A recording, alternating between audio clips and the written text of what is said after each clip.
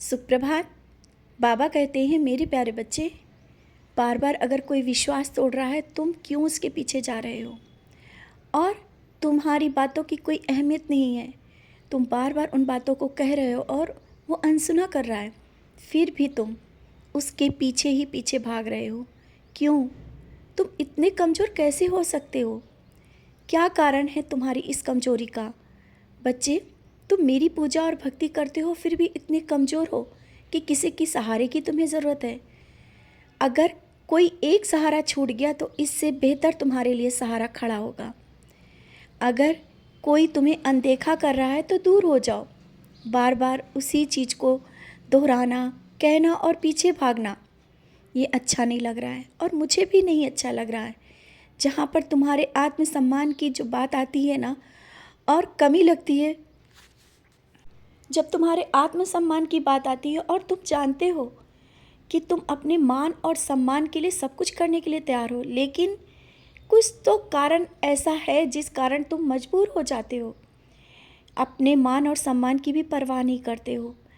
बच्चे, आज मैं तुमसे फिर से कहना चाहता हूँ, कोई कितना भी अपना हो, कितना भी करीबी हो, तुम्हारा कोई अपना भी अगर तुम्हारा मान और सम्मान नहीं करता, तुम्हारा विश्वास तोड़ता है, तो बार बार विश्वास मत करो। अपनी बात उसे मत बार बार बोलो।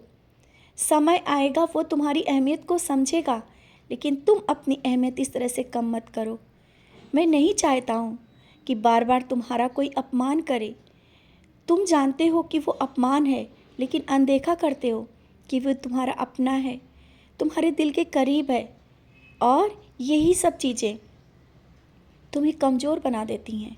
तुम बार बार मुझसे प्रार्थना कर रहे हो ना, और उसके लिए प्रार्थना कर रहे हो जो तुम्हारा दिल दुखाता है, तुम्हारी परवाह नहीं करता है, तुम्हें अपना भी नहीं मानता है, और तुम्हारे विश्वास को कितने बार तोड़ा है उसने। लेकिन मैं तुम्हारे हृदय को जानता हूँ। तुम उसके लिए हमेशा दुआएं करते हो, उसके लिए ही मांगते हो, लेकिन मान सम्मान भी बहुत ज़रूरी चीज़ होती है।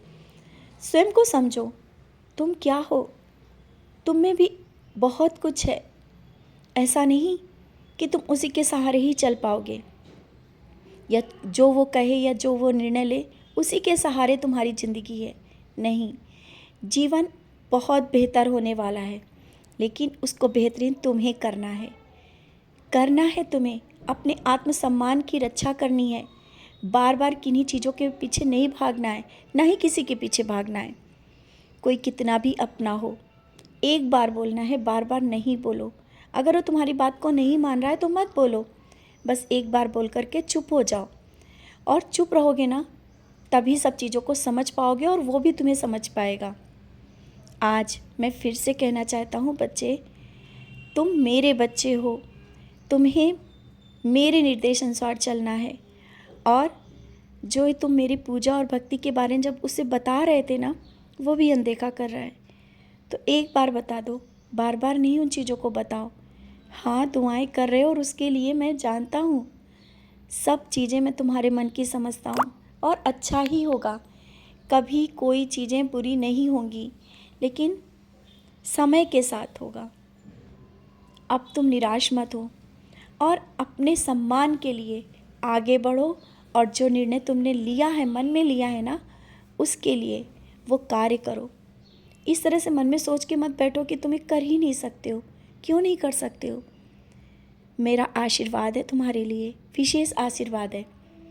और घर में जो आर्थिक समस्या आई है अभी, जो तुमने जमा करके पैसे रखे थे और वो किसी काम के लिए तुमने किसी को दे दिए या खर्चा कर दिया, मैं फिर से कहता हूँ, चीज़ों को सोच समझ करके आगे बढ़ा करो। कोई बात नहीं, जल्दबाजी में फ़ैसला लिया तो परेशान मत हो। सब सही समय पर वो चीज़ें आ जाएंगी तुम्हारे पास, और वो जो पैसा तुम्हारा व्यर्थ नहीं गया, उसका भी सही उपयोग हो जाएगा। लेकिन हाँ, जब भी कोई पैसा या कुछ ऐसी चीज़ें संभाल कर रखते हो ना, तो उसका उपयोग भी सोच समझकर और समझदारी से किया करो, किसी के कहने पर नहीं। तुम्हारा दिल बहुत कोमल है। तुम्हारे सामने ज़रा सा भी कोई दुखी होता है ना, तुम उसकी मदद करते हो, और करनी भी चाहिए।